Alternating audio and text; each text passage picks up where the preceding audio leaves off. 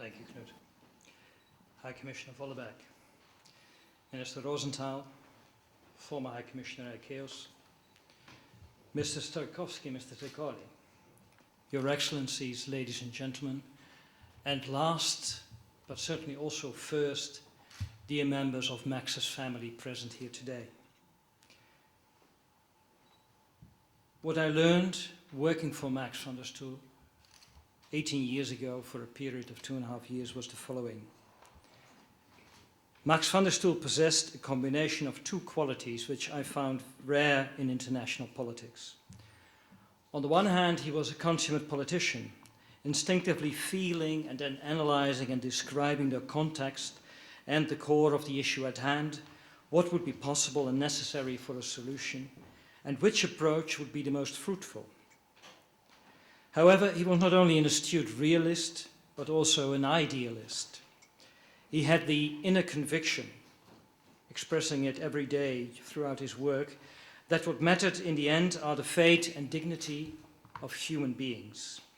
Without democracy, justice, and human rights, there could be no sustainable peace.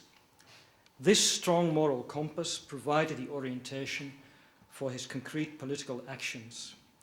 It was in particular in his work as High Commissioner on National Minorities that this inner conviction expressed itself most clearly, and that, like he said himself, human rights and the maintenance of peace met each other. As all diplomats in this room probably will have found out during their careers, international diplomacy can easily become abstract, lose itself in arcane debates about high politics and words on paper, and forget that what ultimately counts are human beings and how politics affects them. Not so Max van der Stoel.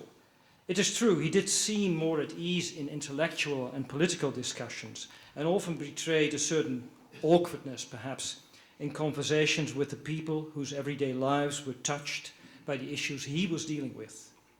But at the same time, he wanted to hear firsthand their experience, their feelings, and he was able to convey that he was genuinely interested in them and in the solution of these issues, in improving their everyday lives. Today it might seem strange, but during the first years of Max's mandate, many states were not at all convinced that the High Commissioner would be useful, would be a constructive instrument for conflict prevention. They feared that his involvement would worsen already volatile situations and perhaps even call into question the territorial integrity of states.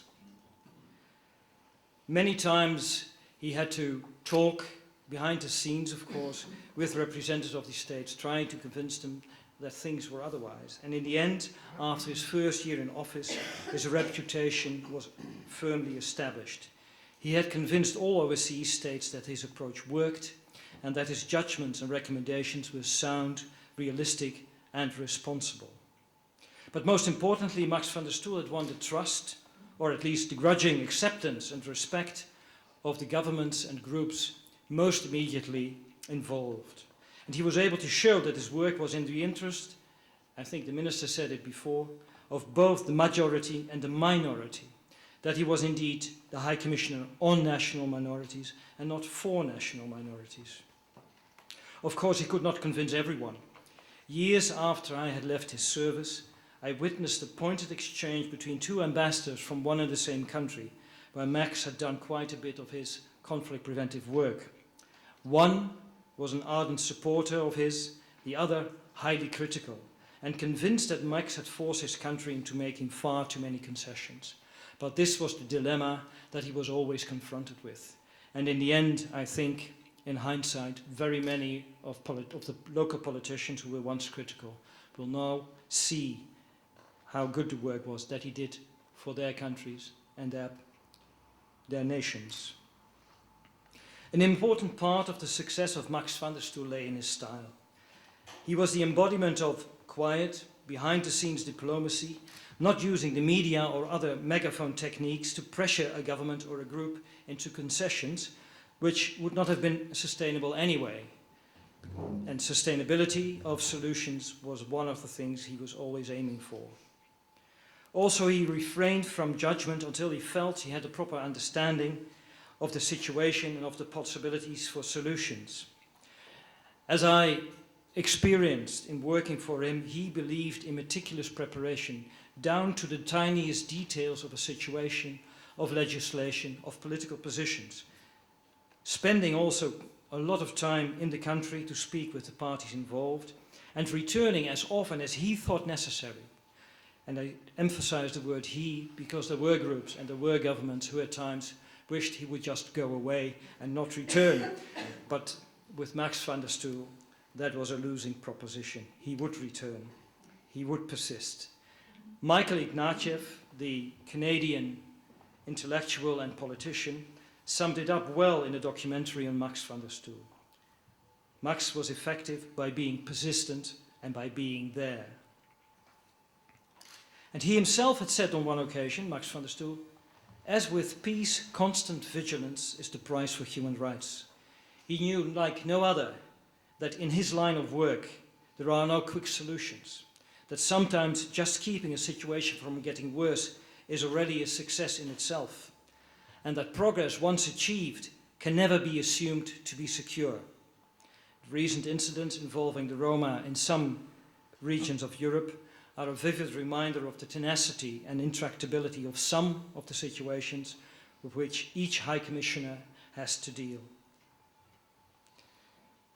Ladies and gentlemen, Max van der Stoel was an inspired statesman working for peace, democracy, human rights, issues to which he had been committed for his entire professional life and which for him were inseparably connected to one another. Professionally, Max was also an inspiring model. It's only a few young diplomats who have the opportunity to work for such an international statesman, to observe and learn from his experience, intuition and sheer professionalism, and to profit from his willingness to put his trust in young collaborators. For me, working for Max van der Stoel amounted to following a continuous masterclass in top-level international diplomacy. Even if we assistants often felt out of breath and had to change several times in order just to keep up with his tempo and his ambition. Max's public persona was one of what I might call an aloof and disciplined diplomat and politician, perhaps even one of the austere kind. However, as everyone who worked with him experienced at first hand, there was also a private persona, sometimes to us, admiring collaborators, a rather surprising one. In political discussions and negotiations, he was ever the professionally patient and polite interlocutor, pursuing discussions and exploring solutions when I myself had already long given up on the possibility of achieving everything, or having lost patience with that obstinate politician on the other side of the table who could not see the reasonableness of the solution that Max was proposing. But not him. He knew that perseverance and patience would always be rewarding in the long run. However, on the inside, we also experienced that Max could be sometimes rather impatient. He was not always able to hide it. I remember very vividly his body language at having to wait for my luggage at an airport during one of our first trips together. And it was very clear indeed that this was not to his liking. I can assure you that on the next trip, I made sure that I too only had hand luggage. And to my great pleasure, it was almost every of his assistants who went through this same initiation rite. People who were slow to understand his meaning could also tax his patience. I remember one instance where, in a country which shall go unnamed, the chief of protocol was waiting for us, and he was happily chattering away while Max wanted to get moving, and he never once noticed the danger signs that we had learned to recognize and to appreciate. Max pressing his hand to his mouth, his neck turning red. And I like to think that at that moment I did a bit of conflict prevention myself by taking the man aside and solving the issue in his tempo and not in Max's tempo. There was undetected by many, a very warm human being inside Max as well. His strong focus on his work did not preclude an interest in the personal well-being of his collaborators and of their families. I will never forget the time when my young children came clambering up the stairs to our offices, that Max, upon hearing their clear, excited voices, came out of his room, and the big smile with which he greeted these youngsters who came there unexpectedly, who had nothing to do there but chatter and chatter, and he was their big friend and spent time with them. Ladies and gentlemen, some people do not leave us, even when they are gone. For the first time since the award bearing his name was established, Max van der Stoel is not here to occupy his rightful place of honor in the front row. But such is the lasting impression that he has made on so many of us, that we would almost expect him to join us, perhaps a bit out of breath, because he always hated being late.